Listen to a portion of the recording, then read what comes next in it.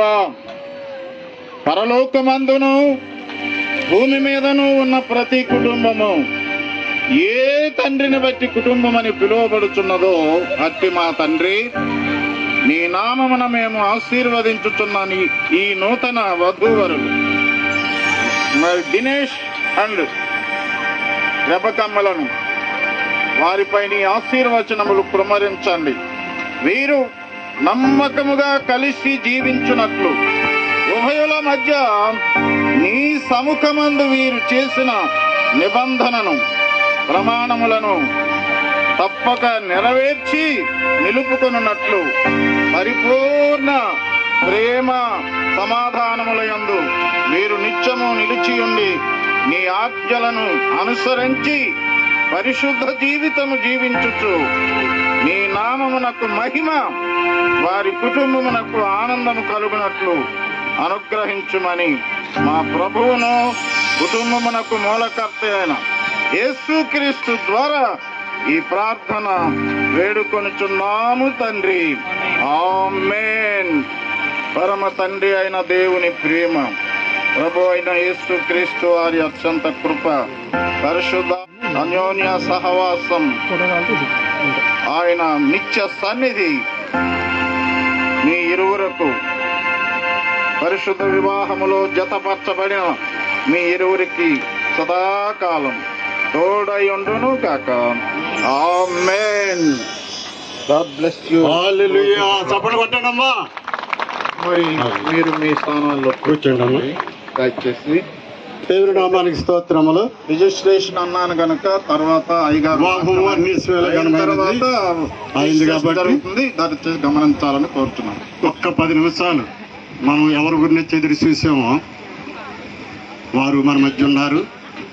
ఒక్క 10 నిమిషాలు దైవవాక్యం అంటే ఇది సమయం కాదనేది పెళ్ళి వాక్యం చెప్పడానికి సమయం దాటిపోయింది కాబట్టి వారు మన మధ్య ఉన్నారు కాబట్టి అయ్యగారు వచ్చి ఒక 10 నిమిషాలు దేవ సహాయం గారు అయ్యగారికి హృదయపూర్వక వందనాలు.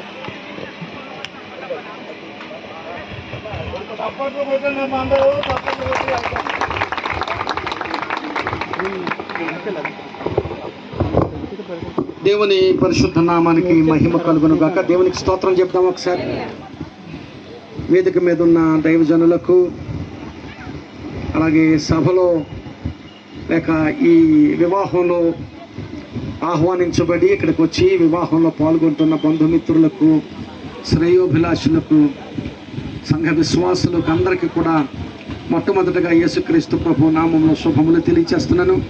అలాగే ప్రత్యేకంగా జతపరచబడిన వధూవరులు కుమారుడు దినేష్ అలాగే కుమార్తె రెబకాలకు కూడా యేసుక్రీస్తు ప్రభు నామంలో శుభములు తెలియచేస్తున్నాను.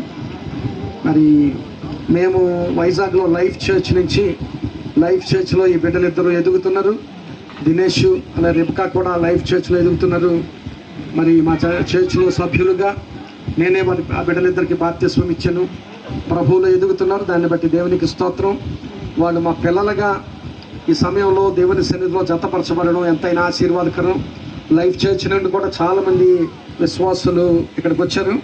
అలాగే మరి మాతో పాటు పరిచర్యలో భాగంగా ఉన్న డాక్టర్ సాల్మన్ బెన్ని గారు కూడా ఇక్కడ ఉండడం, అలాగే సంఘ పెద్దలు మరి వెంకట్రావు గారు, మోషే గారు, మరొక వెంకట్రావు గారు, మరి అలాగే ఇస్సాక్ గారు సంఘ పెద్దలు, మరి కొంతమంది సిస్టర్స్ లైఫ్ చర్చ్ నుండి రావడం చాలా సంతోషం. డాక్టర్ సాల్మన్ బెన్ని గారు ఆంధ్ర యూనివర్సిటీలో English department head of the డిపార్ట్మెంట్గా ఉన్నారు. ఆయన కూడా మనతో ఉండడం బిడ్డలకు ఆశీర్వాదం, మనకు సంతోషం. మరి మేము కొంచెం ఆలస్యం అయ్యామని పాస్టర్ గారు అన్నారు. కొంచెం కాదండి, చాలా ఆలస్యం అయ్యాం, చాలా ఎక్కువే ఆలస్యం అయ్యాం. క్షమించాలి. మాకు రూట్ తెలియక కొంత, రూట్ బాగుండక కొంత చాలా ఆలస్యం అయ్యాం. కొద్ది ఆలస్యం కాదు కనుక ఎక్కువ సమయం కాదు. ఆయన పావు గంట అన్నారు, నేను 5 నిమిషాలే చెబుతాను. మరి వివాహము చాలా ఆశీర్వాదకరమైంది. చాలామందట, జాగ్రత్తగా వినండి, చాలామందట వివాహం, ఒక ఫిలాసఫర్ చెప్పాడు ఏమంటే, వివాహం ఎలుకల బోన్ లాంటిదట. వివాహం ఎలుకల బోన్ లాంటిది. బయట ఉండగా ఎలకేమనుకుంటుంది, లోపల ఏదో ఉన్నది, లోపలికి వెళ్ళిపోవాలనుకుంటుంది. లోపలికి వెళ్ళిపోవాలి, లోపలికి వెళ్ళి అది ఏదో పట్టుకోవాలి, తినేయాలి, లోపలికి వెళ్ళిపోవాలనిపిస్తుంది. లోపలికి వెళ్ళిన తర్వాత ఎలాగైనా బయటికి వెళ్ళిపోవాలనిపిస్తుందట. బయటికి రావడానికి వీలవుతుందా?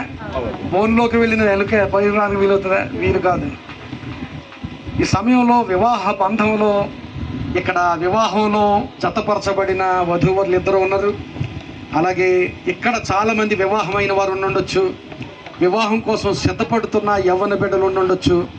మీ అందరికీ కొన్ని మాటలు, ఆ బిడ్డలకు మాత్రమే కాదు మీ అందరికీ కూడా కొన్ని మాటలు 5 నిమిషాల్లోనే గమనించాలి. వివాహంలో మంచి భార్య దొరికినంత మాత్రాన, మంచి భర్త దొరికినంత మాత్రాన వివాహం విజయవంతమైన వివాహం అవ్వదు. ఇప్పుడు దినేష్కి మంచి భార్య దొరికింది, రెబకాకు మంచి భర్త దొరికాడు. ఇద్దరికి ఒకరికొకరు మంచి వాళ్ళు దొరికినంత మాత్రాన ఆ వివాహం విజయవంతమైన వివాహం అవ్వదు. వివాహం విజయవంతం అవ్వాలంటే మంచివారు ఒకరికొకరు దొరికారు, జీవితం అంతా ఒకరికొకరు మంచివారుగా ఉండాలి, అప్పుడు వివాహం విజయవంతం అవుతుంది. ఇప్పుడు బిడ్డలిద్దరూ వాక్యం ఎరిగిన వారు, వాక్యంలో ఎదుగుతున్నారు. వాక్యం ఎరిగిన వారు కనుక వాక్యానుసారంగా ఆయన వాక్యానుసారమైన భర్తగా ఉండాలి, ఆయన వాక్యానుసారమైన భార్యగా ఉండాలి. వాక్యం భర్తను ఎలాగూ బ్రతకాలని వాక్యం చెబుతుందో ఆ ప్రకారం ఆయన బ్రతకాలి. అలాగే భార్య ఎలా ఉండాలని వాక్యం చెబుతుందో అలాగూ ఆమె బ్రతకాలి. అలా ఉన్నప్పుడు ఒకరికొరకు ఒకరు బ్రతకడం, అలాగే వాక్యం చెప్పినట్లుగా భార్యను ప్రేమించే భర్తగా, అలాగే భర్తకు విధేయురాలుగా లోబడి ఉండే భార్యగా ఉండాలి. మరి అలాంటి కుటుంబంగా ఉండాలి. ప్రియులారా, దినేష్ యొక్క జాగ్రత్తగా గమనించండి. ప్రపంచంలో ఏ కపుల్ పెర్ఫెక్ట్ కపుల్ లేరు. No couple. మేము కూడా పాస్టర్ గారు పాస్టర్ గారితో సహితము ఏమి పెర్ఫెక్ట్ కపుల్ అనేవాళ్ళు ఎవరు ఉండరు కనుక ఒకరి గమని ఆయన కాసేపు ఒక 5 నిమిషాలు జరిగింది నాకు వాళ్ళకే చెప్తున్నాను.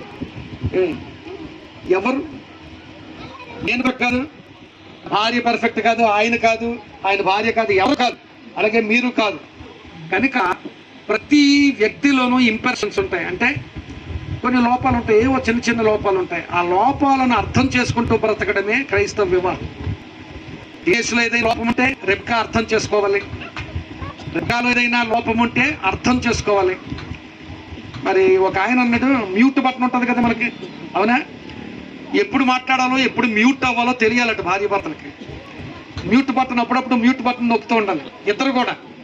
ఆ మ్యూట్ బటన్ ఎప్పుడు మాట్లాడాలో అప్పుడు తెలియాలి, ఎప్పుడు మ్యూట్ బటన్ నొక్కాలో అది కూడా తెలియాలి. పెర్ఫెక్ట్ కపుల్ అంటూ ఈ లోపల, ఎందుకంటే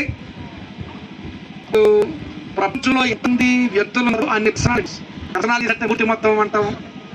మూర్తి మొత్తం అంటే నేను ఒకలా ఉన్నాను, నాగలాంటి మనిషి రూపం ఒకవేళ రూపంలో ఎక్కడైనా పోలికుంటూ ఉండొచ్చు. నాలాంటి మనిషి ప్రపంచంలో ఇంకొకరు ఎవరు ఉండరు, ఆయన లాంటి మనిషి ప్రపంచంలో ఇంకొకరు ఎవరు ఉండరు, ఆమె లాంటి మనిషి ప్రపంచంలో ఇంకొకరు ఎవరు ఉండరు. కనుక ఎవరికి వారే, కనుక ఒకరి వ్యక్తిత్వాన్ని ఒకరు అర్థం చేసుకుంటూ బ్రతకడం. ఒకే ఒక మాట వాక్యం నుంచి చదివి నేను ఈ మాటలు ముగిస్తాను. మలాకీ గ్రంథంలో ఒక మాట ఉంటుంది. మలాకీ గ్రంథము 2వ అధ్యాయం 14వ వచనంలో అక్కడ ఇశ్రాయేలు ప్రజలు చాలా విచ్ఛిన్నమైన పరిస్థితులలో, లేక దేవునికి దూరమైన పరిస్థితుల్లో, ప్రతికూలమైన పరిస్థితుల్లో అన్ని రంగాల్లోనూ పతనమైపోయారు. చివరికి కుటుంబ రంగంలో కూడా పతనమైపోతున్న స్థితి.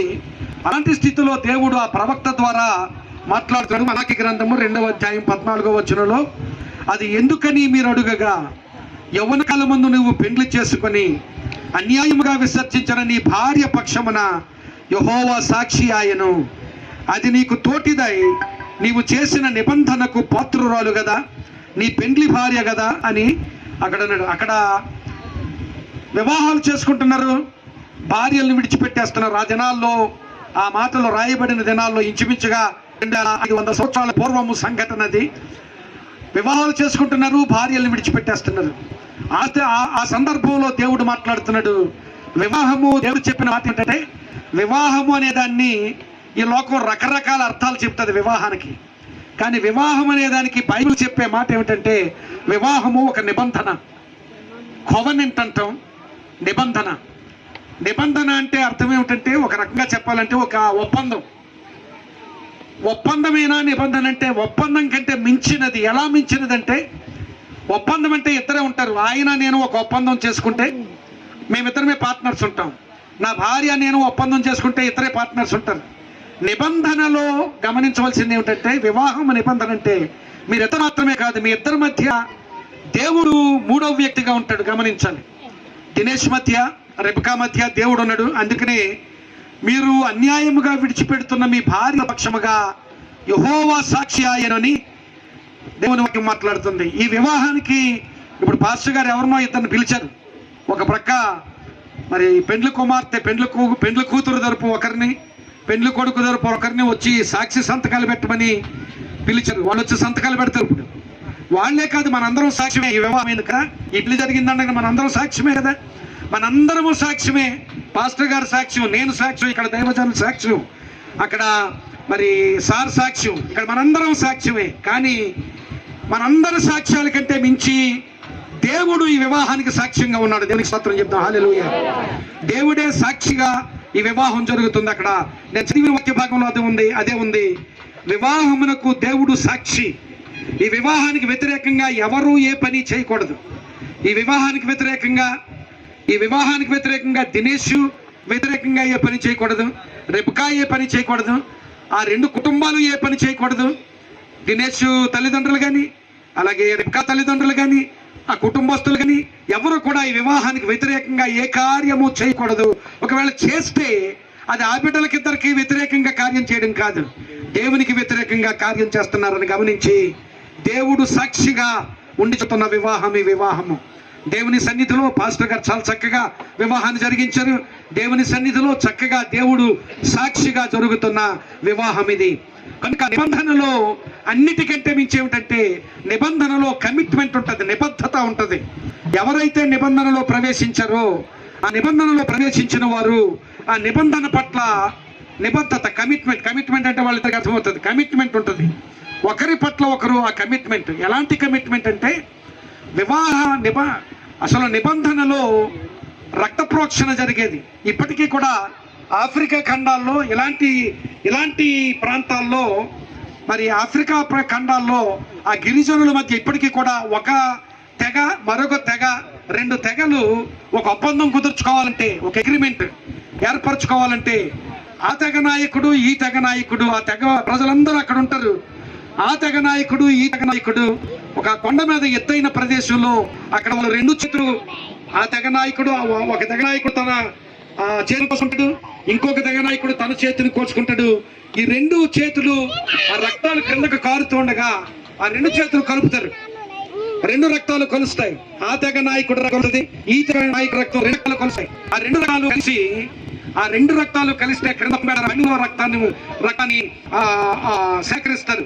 ఆ రక్తం తెగలంతా ఆ రెండు తెగల మీద చల్లుతారు ఆ రక్తాన్ని. దాని అర్థం ఏమిటంటే మా తెగల మధ్య ఏర్పడిన ఒప్పందం ఇది ప్రాణ సంబంధమైన ఒప్పందం, జీవ సంబంధమైన ఒప్పందం. ఎందుకంటే రక్తంలో జీవం ఉంటుంది, జీవ సంబంధమైన ఒప్పందం. ఒకవేళ ఆ తెగ మీదకి ఎవరైనా వ్యతిరేకులు వస్తే ఆ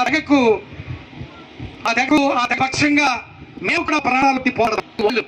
ఈ తెగ మీద ఎవరైనా వ్యతిరేకులు వస్తే మేము ఆ ప్రాణాలు తెగించి మేము పోరాడతామని వాళ్ళు ప్రాణాలు తెగించి ప్రాణాలను ఒట్టి చేసే అగ్రిమెంట్, ఒప్పందాన్ని అంటారు. అలాంటి నిబంధన. అందుకనే దేవుని వాక్యంలో వారిద్దరూ ఏకశరీరముగా ఉంటారు. దేవుని వాక్యం రాయబడి వాళ్ళిద్దరూ ఏకశరీరం అవుతారు. వివాహంలో చెప్పబడిన బిడ్డలు ఆ ఇద్దరు రెండు శరీరాలు కాదు. బైబిల్లో వివాహ గణితం ఏమిటంటే 1+1. మనము మామూలు గణితం 2. బైబిల్లో వివాహానికి గణితం ఏమిటంటే 1+1 2 కాదు, వాళ్ళిద్దరు ఒకటే. ఇప్పుడు ఏక శరీరంగా ఉంటారు. రక్తాలు కలుస్తాయి, శరీరాలు కలుస్తాయి, వాళ్ళ మనసులు కలుస్తాయి, ఆత్మ సంబంధమైన బంధం ఉంటుంది. అలాంటి నిబంధన, కమిట్మెంట్, అలాంటి కమిట్మెంట్ మీ ఇద్దరి మధ్య. ఎవరంటే దేవుడే మీకు సాక్షిగా ఉన్నాడు. దేవుణ్ణి మీ మధ్య ఉంచుకొని క్రీస్తు కేంద్రిత కుటుంబంగా మీ కుటుంబాన్ని చేసుకొని దేవుడు ప్రతినిత్యము ప్రతిరోజు దేవునికి మీ జీవితాలు అప్పగించాలి. దేవునితో మీరు మాట్లాడాలి, దేవునిని మీతో మాట్లాడని వాళ్ళు. దేవుడు మీతో మాట్లాడాలంటే వాక్యం ద్వారా మాట్లాడతాడు. మీరు దేవునితో మాట్లాడాలంటే మీ ఇద్దరు కలిసి మోకరించి ప్రతి దేవుని సన్నిధిలో గడపాలి. వ్యక్తిగతంగా దేవునితో మాట్లాడాలి, కుటుంబంగా దేవునితో మాట్లాడాలి. దేవుడు మీతో మాట్లాడగలిగేటట్లుగా దేవునికి సమయాన్ని ఇవ్వాలి. అలాగే మీ ఇద్దరి మధ్య కూడా మంచి కమ్యూనికేషన్, ఒకరితో ఒకరు భావాలను చక్కగా వ్యక్తపరుచుకొని దేవుని వాక్యాన్ని అనుసరించి, దేవుని వాక్యానుసారమైన ఆలోచనలు కలిగి ఏదైనా ఒక పని చేస్తుంటే, ఏదైనా ఒక తలంపు ఒకరితో ఒకరు మాట్లాడేటప్పుడు దేవుని వాక్యంలో ఒక మాట ఉంటుంది, ఎవరైనా ఇద్దరు సమ్మతించకుండా ఇద్దరు కూడి నడుతురా అని. సమ్మతించాలి, ఒకరితో ఒకరు సమ్మతించాలి. ఏ విషయంలో సమ్మతించాలంటే సమ్మతించవలసిన విషయాలు ఉంటాయి. దేవుని వాక్యానికి అనుకూలంగా ఉన్నవి సమ్మతించవలసినవి, దేవుని చిత్తానికి దేవుని వాక్యానికి వ్యతిరేకించవలసిన విషయంలో ఒకరితో ఒకరు కూడబలుక్కుని ఒకరితో ఒకరినొకరు నచ్చ చెప్పుకుని సంతోషకరమైన ప్రేమ జీవితం జీవించాలి. కొంతమంది బైబిల్లోనే దేవునికి వ్యతిరేకమైన విషయాల్లో ఏకీభవించారు. అననీయ సప్ఫీరాల గురించి ఉంటుంది. దేవుని ఆత్మకు వ్యతిరేకంగా ఏకీభవించారు, ప్రాణాలు పోగొట్టుకున్నారు. దేవునికి అనుకూలంగా ఏకీభవించిన వారు అకుల ప్రిస్కలు ఉంటారు, దేవుని సేవకు దేవుని చిత్తానికి అనుకూలంగా. అలాగ మీ ఇద్దరు దేవునికి అనుకూలంగా దేవుని చిత్తానికి అనుకూలంగా దేవుని వాక్యానికి అనుకూలంగా బ్రతికి మీ జీవితంలో ఒక గొప్ప మాదిరికరమైన క్రైస్తవ జీవితం జీవించి మీరు ఆశీర్వదించాలి. మీకు పుట్టబోయే ఇద్దరికి మీరు ఆశీర్వాదకరంగా ఉండాలి.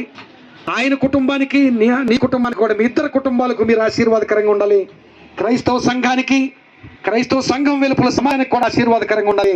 అలాంటి ఆశీర్వాదకరంగా మీరు బ్రతకగలిగేటట్లుగా దేవుడు మిమ్మును దీవించక, అలాంటి ఆశీర్వాదం ఇక్కడ కుటుంబాలన్నిటి మీద ఉంచి దేవుడు ఆశీర్వదించును గాక. ఆమేన్. ఈ మాటలు ముగిస్తున్నాను. పాస్టర్ గారికి ఈ సమయాన్ని అందిస్తున్నాను.